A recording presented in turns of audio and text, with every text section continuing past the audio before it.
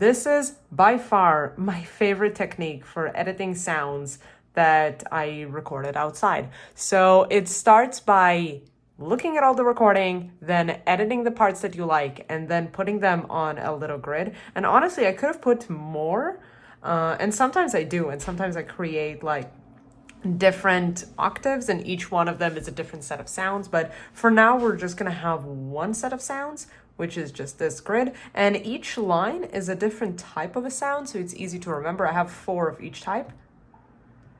Right now, they're pretty quiet and they're hard to hear. If we go to the simpler here, I can actually look at my sound, and I can see that there's a lot of silence in the beginning and a lot of silence in the end. And that's because when I was chopping out those sounds, I don't really pay attention to where the silent moments are, but now I can go back and remove that silence. So I'm just gonna take the first sound here, and you can see that it takes a time to trigger. So what I'm gonna do is I'm gonna move the start of the sample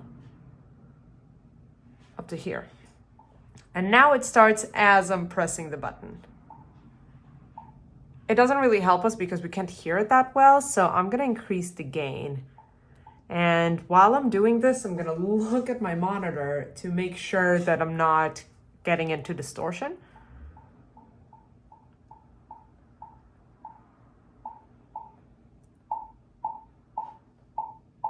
So it looks like it's chopping the sound from both sides, but it actually is not, because I'm looking at my monitor and my levels are pretty healthy. And I can also see that there is a lot of silence in the end. So I'm just gonna go and move the ending. And as it's moving the ending, it shows us more of the actual wave of the file. So I'm gonna do this and then just a little bit of fade out and a tiny bit of fade in. We can now also move the start a little closer. There we go. Let's do the same with the second one.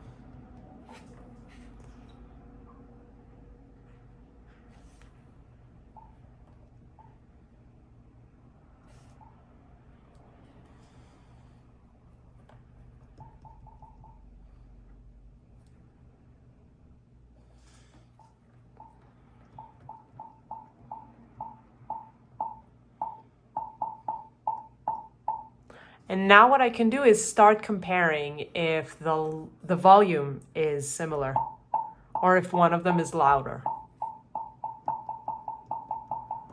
They sound pretty identical, which is good. That means that I'm starting to get a collection of sounds that are all in the same loudness and kind of the same timbre.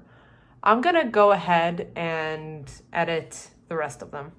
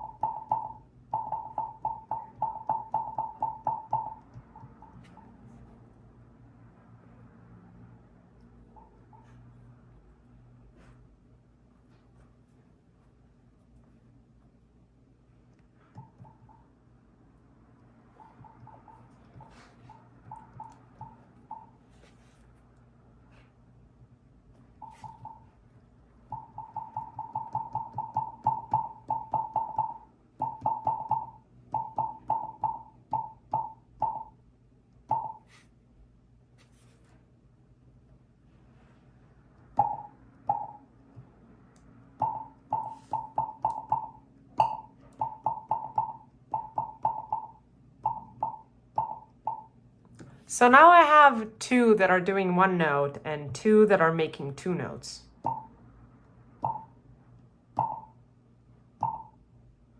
So what I can do with them is I can go to the transpose one and decide to change the pitch for one of them.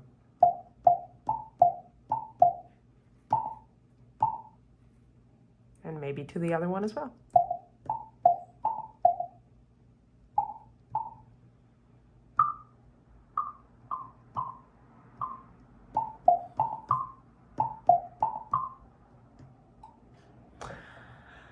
And I'm gonna continue and do the rest of them, but I think that you get the idea.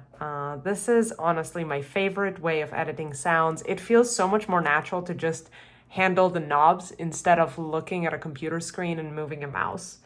If you got a chance to try it, let me know.